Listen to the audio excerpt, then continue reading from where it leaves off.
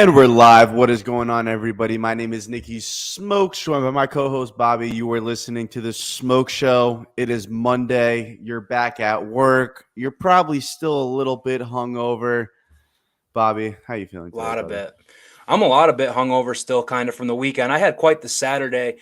I capped it off. We both had a big win on Sunday in the golf Yep. world. Stay tuned for Smoking Greens on Tuesday. We're gonna have a good time there. But now it's Monday. We're back. I'm in Dolphins land. I'm catching up on what I missed throughout the weekend, and I'm just one day closer to the season. Smoke. I can't complain. Can't wait. And what is it? Monday? So we're Tuesday, Wednesday, Thursday, Friday, 5 days away from seeing the Miami Dolphins play football. It might Crazy. just be the preseason, but football's football. Do you think Yep. the starters are going to play? I don't think so, but I can't wait to just see the grass and the helmets and the And the uniforms helmets. it's Even so the great. pregame like camera angles, it's like Tua's warming up, and then you see Tyreek Hill run it down the Yeah. sideline. It's just like, ooh. It was like the Hall of Fame game the other day. Oh my gosh. Like man, did I sit down and watch the first quarter of that? I definitely did. I just needed to see the grass, the football, Yep. but I mean the quality of the game sucked. But when it's a Dolphins game, I'm down. I'm down to watch a I'm down Dolphins for game. it. I don't care if it's the third string. I need to learn about these boys.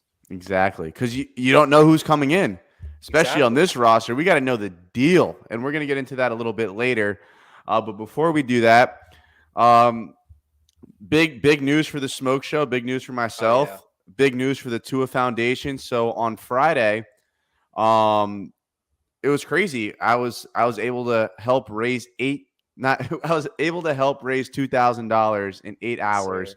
And it's all going to the Tua Foundation in honor. It's basically for underserved children in Miami, Hawaii, and Tuscaloosa as well. So I'm really excited to be a part of that.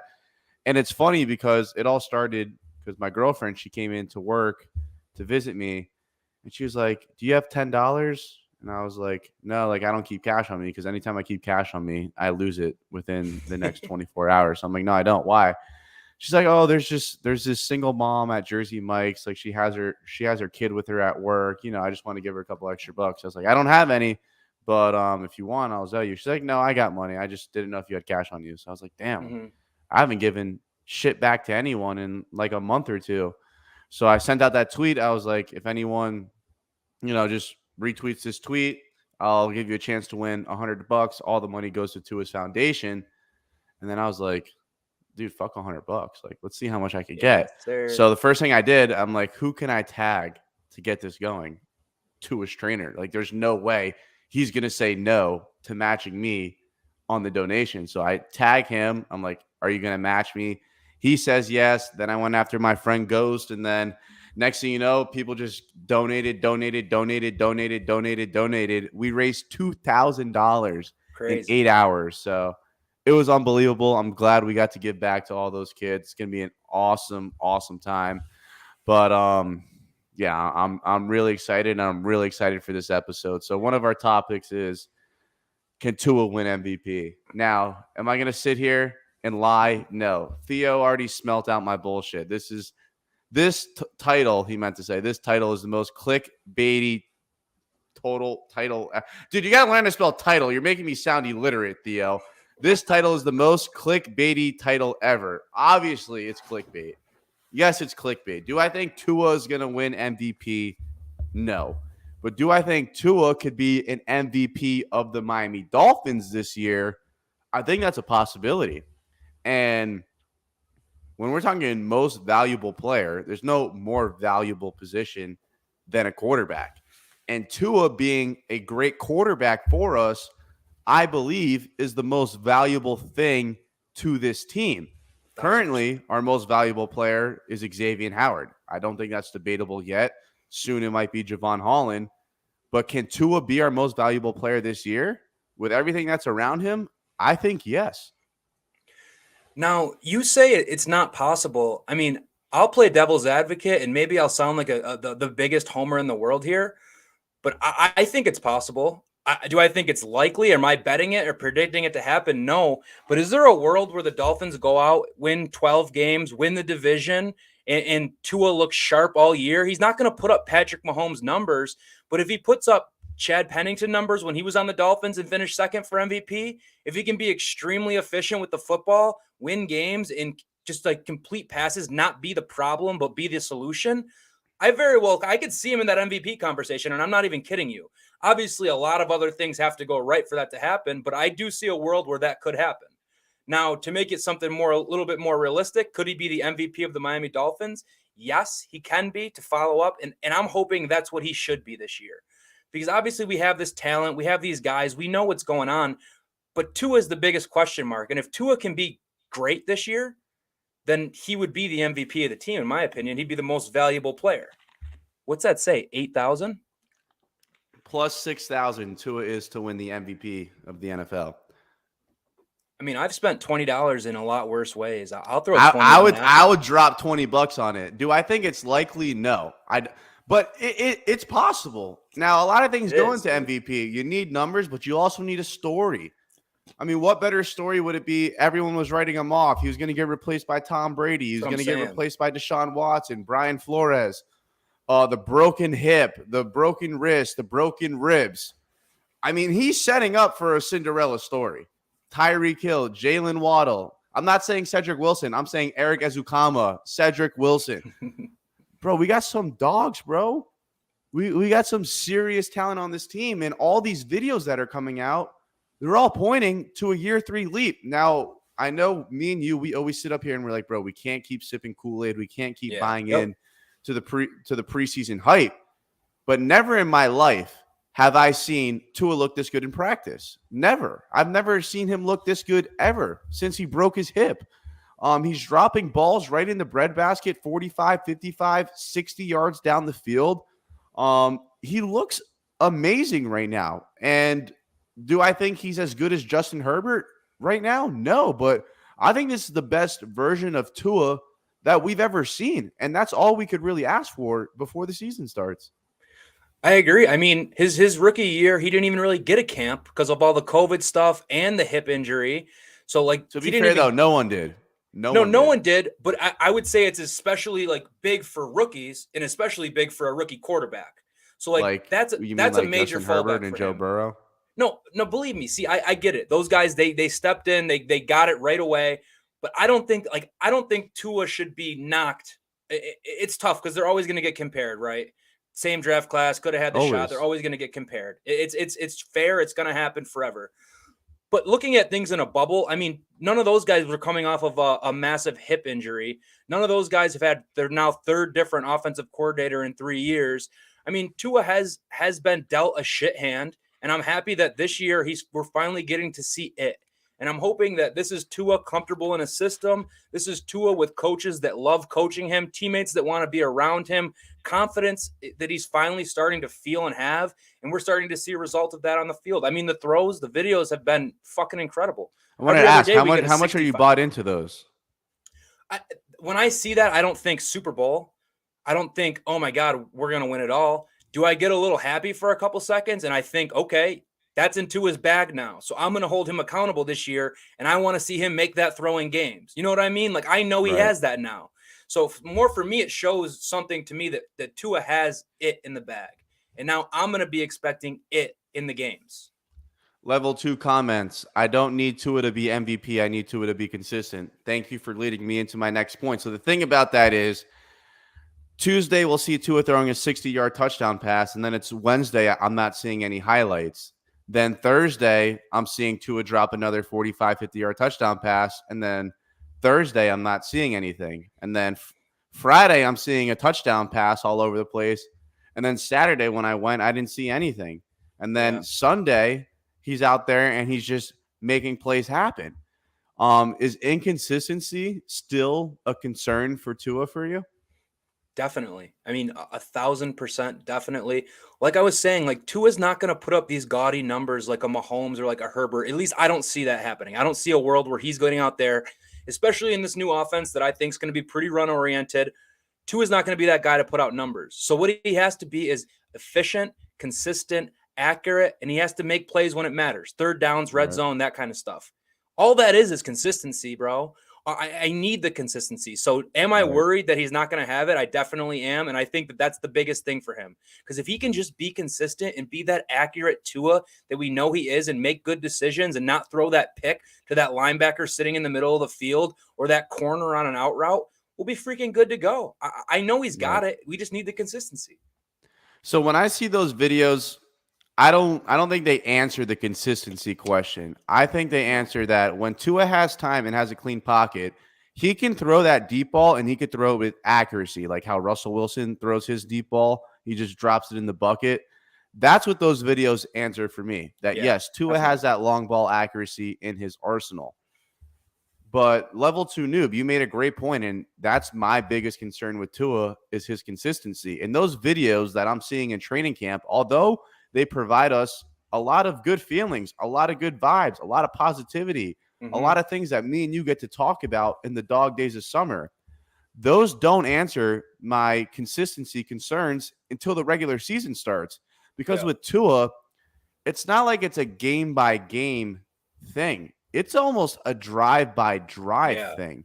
It's either Tua's 8 for 8, he's throwing dimes or moving the sticks and we're scoring a touchdown, or it's that stupid interception or that stupid fumble. It's almost a drive by drive thing. So until I see that each and every single Sunday, now of course he's a human. He's not perfect. Tom Brady has a bad game. Mahomes has a bad game. Rodgers has a bad game. Definitely. I'm not going to kill the guy for having a bad game here and there, but we need some level of consistency. I need to go into Sunday not having the thought in my head, okay, when is this stupid interception happening and why is it going to happen in the fourth quarter?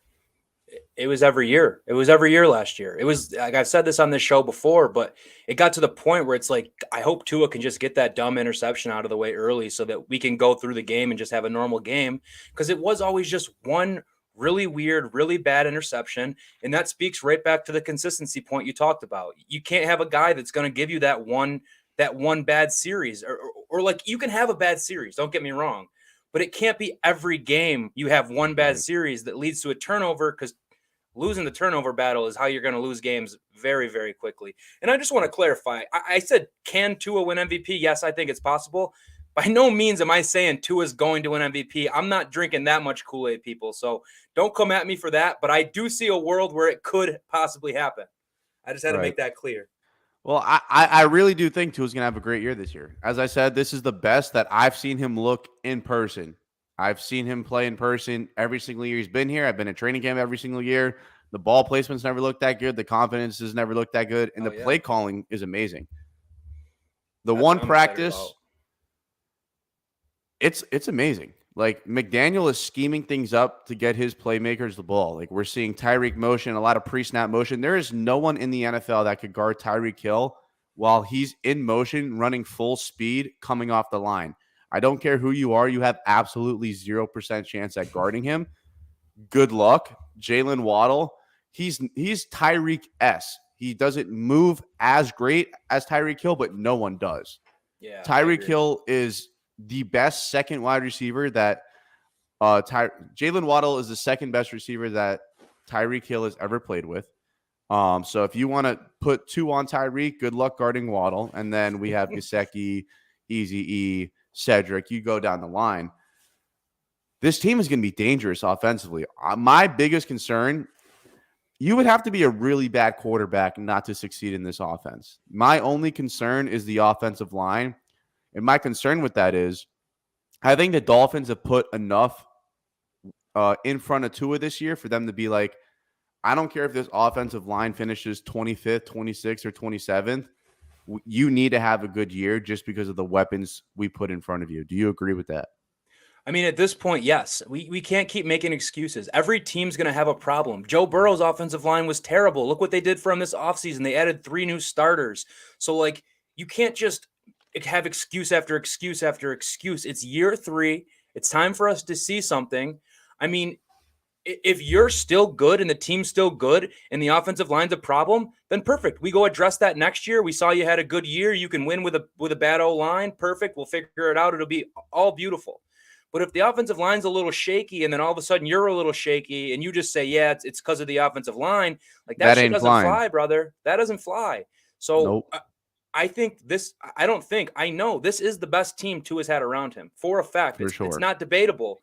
So at this point, it's all systems go. We're going to need to see it. It's going to count more than it ever has this year. And we need to know what we got, man, because if we got a dog, then we're set up for freaking the best future ever. And if we don't, we're going to have to go get one so that we can have that bright future. And that's the thing with losing our first round pick is that was our whole insurance policy that if Tua sucks, we can move up and get whoever we want. But Theo, he's over. I could tell this man don't like Tua at all. Great year for Tua equals average year at best for the rest of the league. Stop moving the goalpost. I'm not saying that's completely false, but I don't need Tua to be a top 10 quarterback for the Miami Dolphins to make a playoff run. I need him to be a top 15 quarterback. That's average. If Tua's anywhere from top 10 to top 15, like from quarterback 10 to quarterback 15, this team is built to win games. We had Dan Marino, never won a Super Bowl. Yeah. Arguably the most talented, pure talent quarterback of all time. We never won a Super Bowl with him. I don't need Tua to be Justin Herbert, although life would be easier if we had him. And he'll always be compared to him. It is what it is. Yeah. Just like Dante Culpepper, Drew Brees. It's something that is stuck with the Dolphins forever, and that's always going to be there. But at least with Tua, there's a slight bit of hope. Like Dante Culpepper gave us 2 touchdowns and 4 interceptions. He was abysmal. Yeah, it's about as bad as it gets from Culpepper. But I'm with you, man. It's Tua's time, and it sucks to have to compare him to Herbert and whatnot, but that is what it is. And another thing for me is, like, we always say, like, top 10 quarterback. Like I'm not really going crazy in terms of yards, touchdowns. It looks like Smokes have. Oh, you're good. Camera's back.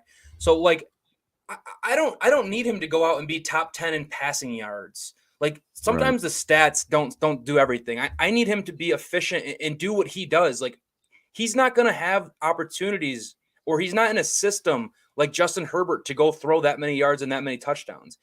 Like we were just saying, McDaniels is going to make his life easy, bro. It's Herbert's talent that he has almost 80 touchdowns in 2 years. You can't scheme up half the shit that Herbert does. Fair point. But I'm just, my point mainly there is I'm not looking for Tua to have a certain number of yards or a certain number of touchdowns. Like there's no value or thing you could put on that for me. It's more of an eye test. It's more of an efficiency thing. It's more to see how he handles big time situations and how consistent he can be, in my opinion, versus like the numbers alone. Bobby, get that depth chart pulled up for me. Let's talk about this depth chart. Real quick. While we look at this depth chart, Kareem Hunt has requested a trade. Now, if I was playing Madden and I was the general manager, I would have that trade done tomorrow. I mean, I'm looking at a running back group. Yes, we have Mostert, Edmonds, Gaskin, and the rest of the 4 horsemen that we probably will never see again. Sony Michel, sorry, I left you out there. I'm looking at this roster. Kareem Hunt would start over all 2, 4, 6, 7 of those running backs. I think he would be a huge addition to our team. We have $20 million. Who says you can't give 10 to him and 10 to Treader to come play center? That's the guy I want. That's who I'm looking at is Treader. I don't know why he's not getting offered, though. It's got to be something, man, because us at home, we're not smarter than these GMs. Like, if we're sitting here being like, why isn't someone signing Treader? You know, every GM in the league is doing their homework. Maybe it's he's not ready to sign yet. He wants to rehab or do something. There's got to be more to that story, because if you add Treader to this line, put him at center, kick Williams out to guard and get Eichenberg the fuck out of there, I think that this is a much, much, much more stable offensive line. You know what I mean? And I don't mind Eichenberg as a backup guard. I think that'd be good depth for the Miami Dolphins. Do I trust him to start all 17 games and then, God forbid, Armstead goes down, which, by the way, I've said it 100 times on this show, he's never played a full season. So when that happens, I'm looking at our depth chart here. Dude, I think we're fucked. If Armstead goes down, what do you do? Like, who do you play? What do you pray that Dieter goes back to center? You move Williams to guard, and then Eichenberg kicks out. Who does Eichenberg go to tackle? Does Hunt go to tackle? Like, I have no clue. Do you move AJ to left tackle? That's what I think would happen. AJ to left tackle, dude, Eichenberg would kick to right. But the most important position for Tua is right tackle. Agreed. It's scary. It's scary to look at. I mean, you obviously never hope for injuries, but that's part of the fucking game. Tyreek at tackle. At that point, bro, you might as well. Yeah, but it's scary that offensive line depth and the offensive line as a unit in whole, outside of a quarterback, obviously is my biggest question mark. I don't like our starting group is solid in my opinion. I don't think they're going to be great. I don't think they're going to be terrible, solid. But if you take one of those starting pieces away, that's when it Good starts to luck. just get a little Domino shaky. effect. Yep. If we were playing Madden and I turned the injury control off, I'm fine with this offensive line. Yeah. Do I think it's the best in the league? Absolutely not. Do I think it could be worse? 100%. I think this unit healthy is serviceable. That's the word I'm going to use. Serviceable enough for Tua to get the ball into his playmaker's hands and for us to run the football somewhat effectively. Somewhat. Yep. Now, it's hard to grasp how well we're running the ball because you can't really wrap up and tackle during training camp. But I heard from a friend of mine, TD, that the running game looks terrible. But it's also early. We got four and a half weeks left until the season kicks off. We're going to get a great idea of where we really are with these joint practices with the Bucs. And when we play them in the preseason, they got a great defensive coordinator over there. But, dude, I'm just looking at our depth chart on the offensive line, and we're one injury away from possibly ruining our entire season. And I don't want to put that out there, and I don't want to be negative Nick. But, I mean, chat, if I'm lying, call me out. Tell me I'm on my bullshit if you think we're okay if Armstead goes down. Yeah, man. The one thing I will say about the running game, and I know that we still are going to have our questions and we're going to soon get the answers to them, but just the reputation of that Shanahan offense and the fact that McDaniel's been in there with them all this time. He knows that scheme. Like, that scheme is always successful. He always brings it wherever he goes, and he'll have no-name running backs going for 1,000. So I'm really confident that the run game's going to work out. I think that's more of a scheme thing than a players thing. So I'm fairly certain there. But I wanted to ask, I should probably know the answer to this. Is the joint practice, is that in Miami or Tampa? Tampa. Oh, damn. I was going to see if you were sliding to that because that'd be a sick practice to go to. I think I might do it. Really? How far is that for you? Like 2 hours. That ain't bad. That ain't bad. I know. That ain't bad at all. It'd be a little awkward, too, seeing Tom Brady out there. Yeah, he's like signing autographs. I'll be like, why didn't you just come to Miami?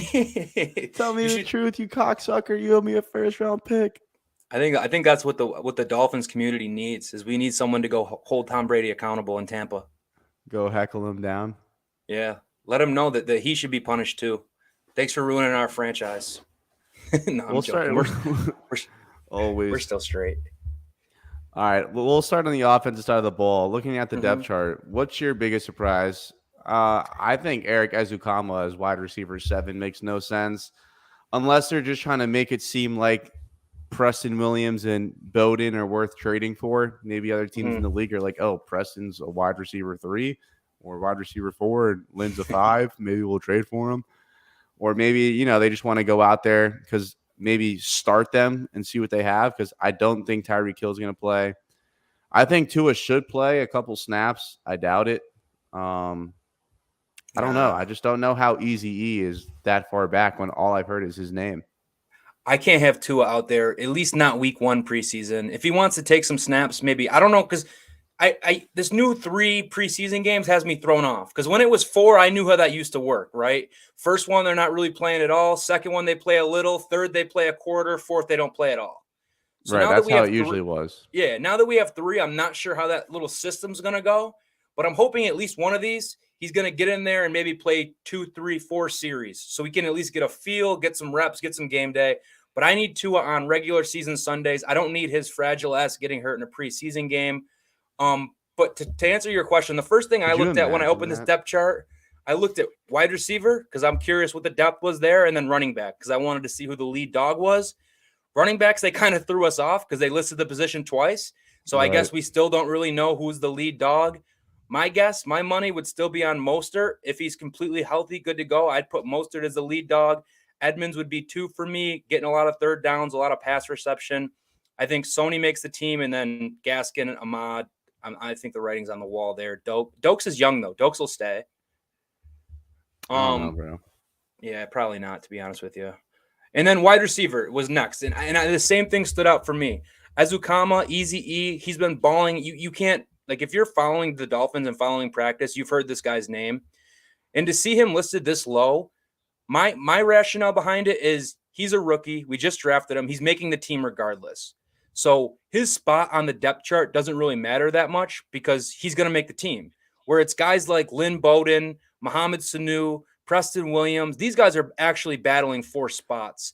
And I'm not sure how that's all going to shake up in the end of the day. But I think that's the reason why you got Easy E so far deep on that depth chart. Jay says all rookies are last. It was the same last year. To be honest, I don't remember, but I don't think the Dolphins ever had Jalen Waddle as wide receiver 8. You could be right, though. You could be right. But again, we took Waddle, 6th overall, whatever the hell we took him at. And we took Easy E in the 4th round. Regardless, I think he makes a team. But what makes no sense to me is you see this, you see this, you see this. You see, where's our other receiver? This. What are you pointing at? You know I have the mouse, right? Oh, you can't see me pointing? No. Oh, dude, you have the mouse. Dude, I'm fried. Yeah, I have the mouse. Yeah. Talking about this up here and maybe this down here. Yeah, it's just like, why? The only reason it would make sense for the Dolphins to bring in Sanu, because look, Sanu's a veteran. He has history with Mike McDaniel. Them bringing in Sanu tells me that they're getting rid of Preston Williams or Lynn Bowden. Because why on earth would Mike McDaniel waste a veteran's time like Mohamed Sanu and say, hey, man, come out to Dolphins training camp so I could cut you in 2 weeks? I don't see that. I don't see that being a reality. I do see, however, McDaniel coming in, looking at 2 guys that he didn't draft, one that's complaining to the media about his opportunities, and another guy who's complaining on Twitter about the same things. If those 2 go, that leaves you with Waddle, Hill, Cedric, Easy E. Then you could go Sanu and Carcraft or Sanders, because you're only going to take 6 receivers. You're not taking more than 6 receivers. I was the same way when we signed Sanu. It seemed like a bit of a head scratcher to me. But given the McDaniels connection, if he wants him to come in, be that veteran who's going to show people how things are supposed to be done the right way, like I get Udonis Haslam on the Heat. Yeah, I get it. He just sits on the bench. I get it. But then listing him here as 4th in one of the wide receiver spots is a little sketchy, because if he just came in, why is he so deep on the depth chart? I can't understand that one. But I'm with you. I don't think Preston or Bowden survive. They're both complaining about opportunities. And the thing about that really gets me is how are you complaining about opportunities when I've heard the name Easy E and I've heard the name Jalen Sanders? Like, are they not getting the same opportunities as these undrafted, the one undrafted rookie and the other drafted in the 4th round? Like, I find it hard to believe that Preston Williams and Lynn Bowden aren't getting any run. I don't know. I don't get it. It seems like excuses to me. Dolphins are talking to teams about trading away Lynn Bowden. Okay, so this doesn't say that teams are calling the Dolphins for Lynn Bowden and Preston Williams. That's my first takeaway. The Dolphins are talking to teams. So we're the ones shopping these 2 players out. This guy is not saying that teams are lining up, calling the Miami Dolphins, trying to get an offer for Lynn Bowden and Preston Williams. Now, let's say they were. I mean, what are you going to get for Lynn Bowden and Preston Williams? A bag of chips? A used condom? A penny? I mean, maybe for both of them, you get a 4th round pick, maybe a 3rd round pick if someone's like extremely desperate for wide receiver or wide receiver depth. Maybe the Chicago Bears, but I don't see the Miami Dolphins getting anyone that would upgrade our team at the moment for Lynn Bowden and Preston Williams. Yeah, you're getting a 6th round if you're lucky, but probably a 7th rounder for both of those guys, which, I mean, it is what it is. It doesn't seem like they're going to make the team, and if we're going to cut them, we might as well get something, whether that is just a bag of chips. It's better to have the bag of chips than to just let them walk for free. So if they're not going to make the team, let's make a move. Let's get a 7th. Let's get a 6th. You never know what happens with some of these guys, but I mean, it seems like the writing's on the wall at this point, man. It's tough because we've seen the flashes. We've had the hope. We've wanted these guys to come in and contribute to the team, but man, if you're still not doing it and then you're complaining about the opportunities, to me, that just doesn't add up. bro. If you want the opportunities, go get the opportunities in practice. Go flash when they throw you that ball. Go make that block in 7 in practice or whatever it is. So I don't like complainers. I don't like excuse makers. So it is what it is at this point. This is a pretty wild comment that just popped up. You want to read it for me, Bobby? Yeah, Bears want to dump Tevin Jenkins. That is interesting. So Tevin Jenkins, are you Googling him? Word, I was going to Google him too. That's what I was doing. You could do it first, though. You could pull it up. Oh, shit. I didn't realize I was still sharing. Do they want to dump him or does he want to leave there? Wait, what's that? Trade rumors? It's But do you really think they're going to trade a starting offensive tackle for Lynn Bowden and Preston Williams? An undisclosed injury. Oh, it's just a headline. I couldn't see it. I mean, a starting offensive lineman for a receiver that's 5th, 6th on our depth chart doesn't make sound like a fair swap. But I've heard the same thing. I saw that Hank just put in. He's reportedly very immature. I've heard the same things about Tevin Jenkins. So I don't know. He could be immature as much as he wants. Can the motherfucker block? Can he block better than whoever the hell we have on our depth chart? Can he compete for a starting position? I mean, that's pretty solid. Allowed. Only 7 penalties. How many games did he play? Oh, he only played. It says offensive snaps played 160. That's not a lot. Not a lot to work off of. I mean, at this point, I'd take anything at offensive line and see if we can plug him into the system and make it work because we're paper thin over there. That's a depth signing right there, though. I mean, pull up our depth chart, Bobby. Yeah. Like, I'm sure Tevin Jenkins is better than fucking Coleman. I heard he's abysmal. Look at Solomon Kinley. Fucking our third string right guard. I think we drafted him in what? The second or third one? I know we drafted him in 2020. I just don't remember what round we drafted him in. No, Solomon. Quite nice. 001 says if he could block, he could have a dick drawn on his face on game day. Facts, bro. Can you block? Can you bring depth? 111. 111. Fourth round. Yeah. So did I say 4th round? I think you said 3rd or 4th. Like yeah. But nonetheless, yeah, the depth isn't great, man. And I'd hope at this point that Greer is calling every team around the league and saying, what's camp looking like? Who do you got in the market? We're looking to bring in another offensive lineman. Right. That would be my hopes at this time. But I mean, outside of the offensive line and outside of the depth, like that talent at receiver, I could just look at it all day long. Waddle and Hill, getting to do that as a duo is actually insane, bro. And even nowadays with the NFL, we'll go down, but you need 3 wide receivers. And I'm telling you, bro, he's a dog. And I'm not even talking about Dolphins training camp. Like his college tape is very, very good. Tough. And Cedric Wilson he's a known wide receiver 3. So I think we're in great shape there. We could go to defense. I know there's some special team shit that we want to talk about. I think our defensive line is fantastic. I mean, I'm looking at our defense. We're playing a 3-4. I think Van Ginkel and Ingram, they'll do a lot of rotating, but I don't mind that. I think that's a great rotation. You have Van Ginkel and Ingram rotating. I have absolutely no problem with that whatsoever. Phillips, Agba, Davis, Wilkins. I don't think it gets better than that. You got Sealer coming in. The depth's all right. I mean, we talk about depth like we're supposed to have 6 MVPs on our second string. Right, Most teams aren't this deep. But when you plug a guy in, are they going to be serviceable for the time that the starter's out? I think the answer to that question is yes. We'll find out more in the preseason what these guys are really about, and we'll go from there. But I'm looking for – where's Tyndall? Am I blind? There he is. He's after Riley. Okay. Again, that might be a rookie thing. It could be a scheme thing. I can't pronounce Sam's last name, Eguvan. Yeah, me neither. He had a monster preseason last year. He's one of those guys where I think is serviceable. Like say Roberts or Baker goes down, I think he's a guy that you could plug in for a week or two. And would he be somewhat of a liability? Yes, but do I think he would be the worst linebacker in the history of NFL and he would just get absolutely manhandled the entire game? No, I don't think so. So depth-wise, I think we're straight on the D-line. I mean, our linebacker depth, like I said, it's not fantastic, but I think it could be worse. My thing is with Byron Jones out, dude, like we're a cornerback away from having to start Noah Igbenogany.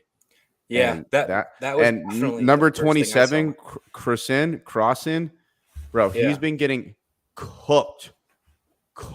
Like he is burnt barbecue. He's been getting cooked. The only life we have is if Trill Will takes that next step. But bro, our cornerback depth without Byron, bro, it's scary, man. It's a little interesting to see Trill behind Noah after all we've heard all camp is that Trill's been a baller, Trill's been a dog. But I mean, I don't put the most stock into a first depth chart that comes out, whatever. Like Right. maybe they're just doing some shit to motivate some guys too. I could see that being a tactic. Like you come in, you're third on the depth chart, you want to go make a name for yourself. Um, it is weird not having Byron on there at corner, and it does make the corner situation look more sketchy. Because obviously, at face value, you say you have Xavier Howard, you have Byron Jones, your cornerback room is set. But we all know injuries happen. X gets hurt from time to time. And in the NFL, you need 3 corners definitely. And then you need some other guys. So seeing that list without Byron does start to bring a little bit of a depth concern to me. But what I will say is that front 3 is that those are 3 men, dude. Wilkins, Yep. Raekwon Davis, and Ogba. Like that is 3 studs in the front, in my opinion. And then you're gonna have Jalen Phillips. You're gonna have Ingram and Van Ginkel coming off edges. Like that's a scary front, in my opinion, bro. I don't think people talk a lot about the Dolphins front enough because I truly think it's truly great. I think if all healthy, it's one of the best in the NFL. Yeah, I think it's top 5. And I think our defense is going to be our backbone. Like we talk about Tua all the time, but this team, well, we talk about Tua, Tyreek, Waddle, all of them, and Mike McDaniel. But this team's backbone is its defense. I mean, if you replace Needham with Byron and you look at our defensive starters, it's unbelievable. Yep. It truly is. And Noah's a great nickel corner. Yep. And then hopefully Trill Will develops. But I mean, 27, he sucks.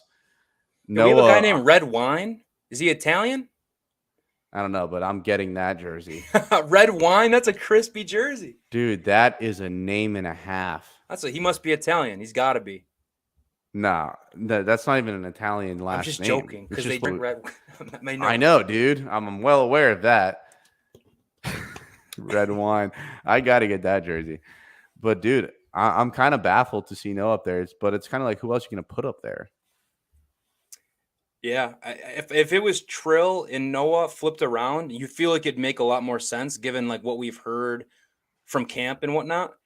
But who knows, man? I obviously don't feel. Zach Sealer's a dog.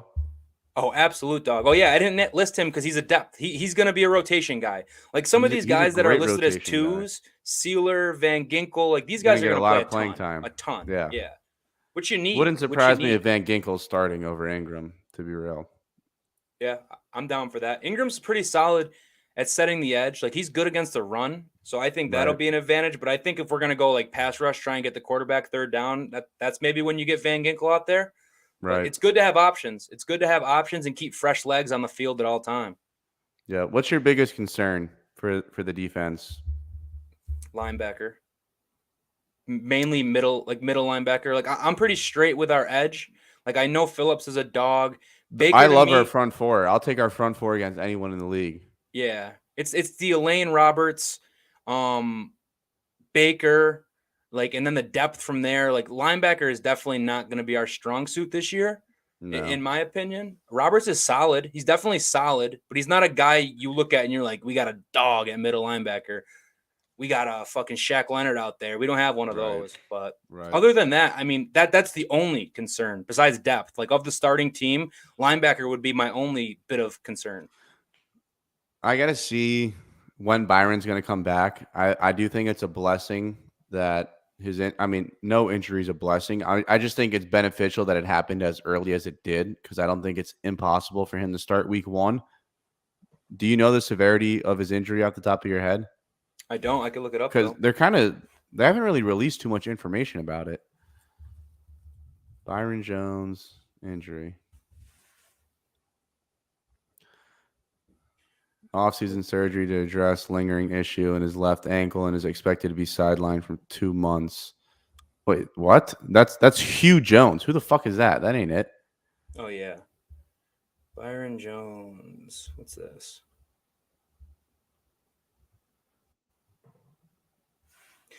Yeah, I've never, I guess, really thought about. Dude, sorry, I guess my Wi-Fi is just running on turtle speed right now. Poopy Um, Wi-Fi. injury Does it? grade. What the fuck is this? Dude, Very I low don't know risk. what the fuck that is. Yeah, dude, I'm gonna get off of this Google search because I'm obviously not having a ton of success here. But we're gonna go in with the assumption that he's gonna be back. We're gonna have to do a little research on the back end there to make sure that's a fact because I haven't even really considered that he wouldn't be there for game one. Let's see. I just got something pulled up here. All right.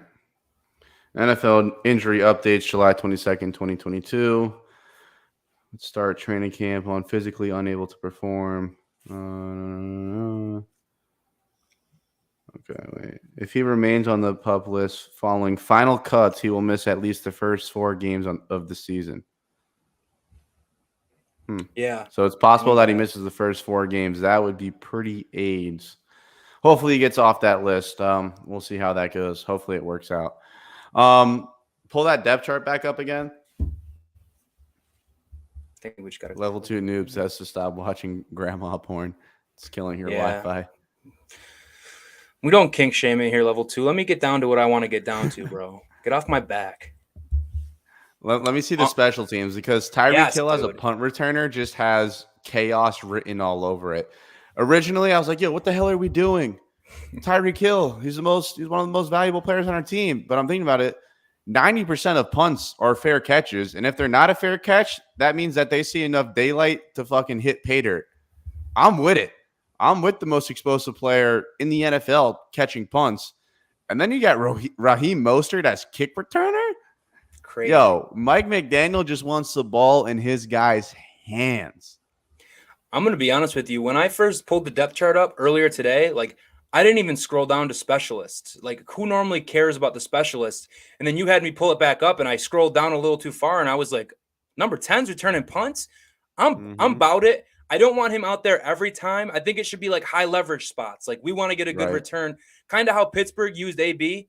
Like AB would catch some punts when they wanted something to pop off, but AB didn't catch every punt. Remember when AB punted that punter in the face? Yeah, that Dude, was awesome. I was at the Dolphin game and someone sent me that and I couldn't stop laughing at it. I thought that was the funniest thing that has ever happened in an NFL game. Yeah, that was downright amazing. And you ripped it, bro. I mean, at this point, McDaniel, it looks like McDaniel's going to get the ball to his playmakers. Look at what they did in San Francisco last year. Deebo Samuel, they just put him at running back because they wanted to get him the ball so bad. And spoiler alert, off what I saw in training camp, like Tyreek Hill is getting the ball out of the backfield. He might not be lined up as a running back, but I saw at least 5 to 6 jet sweeps, motion, touch passes. Tyreek Hill will be receiving the ball behind the line of scrimmage pre-snap. When he was behind the line of scrimmage, was it a motion? Did he motion into behind the line or did he line up there? Motion. And that's only what he's showing the public because there's signs everywhere that says no recording, but everyone's like this. Yeah. Like waiting to get that 65-yard touchdown so they could go viral on Twitter. I'm guilty. I'm not going to lie. I'm guilty. I recorded as many throws as I could. I'm a fan. What do you expect from me? That's what I'm saying. I want to tell a fan, you know don't what's going to record. happen. Yeah. Right. It's 2022, brother. But yeah, bro, seeing Hill and Mostert back there, Mostert is more surprising to me than Tyreek Hill. Yeah, it is a little surprising, but Mostert's got that speed, baby. And running back, we got a little bit of depth. So like I'm so about it. And dude, it's just so great. Imagine you see number 10 go back there for a punt. He's cribbing that. And number 3 on the depth chart at punt returner, I want to see Holland catch some punts. Because I know he did it a little last year. We've seen him return a little bit. Yeah, he's nice at it. He's sure-handed. He's the guy that if he goes back there, I'm pretty confident he's catching that thing. No matter what, like no muffs, like get a clean, fair catch. Bang. We're good to go. I love Holland, bro. I need to buy that jersey. What am I waiting on? What am I fucking waiting for? Dude, that's the one that I need because we are going to re-sign him to a gigantic contract in 2 years. But the thing with me, so last year when we drafted Waddle, we listed him as our kick returner, punt returner. I was like, no, we can't do that. He's going to get hurt. But I love the idea of having Waddle in situational punt return purposes, which is what we saw last year. Anytime that we thought we needed a big play from special teams, we sent back Jalen Waddle, who at the time was the biggest playmaker on this team until Tyreek Hill came along. So I'm with Tyreek Hill returning punts when we need him to. But to sit here and say I want him out there each and every single punt, I'm not really on board with that. Yeah, I mean, priority number one is we need him on the field every play of offense. So if he's going to get out there and it's going to take back from his offensive snaps, definitely not. We don't want him getting hit. But like you said, man, in those clutch spots, when that kick return, that little maybe 30-yard punt return could put you in field goal position for that 3 points you need to win the game, you put Tyreek Hill back there and you let him do what the cheetah does. Run, motherfucker. What's the first week you think we get a peace sign out of Tyreek? 1. You think we get one week 1? 1. Unless Bill Belichick is grooming his next J.C. Jackson, dude, they're going to get fucking cooked. Torched. Cooked. Like hot dab on a rig. Like screaming hot dab on the rig. Smoking up. Yeah. I'm about it. The nail gun is still red. Like they're getting smoked. Like I think that depth chart real quick.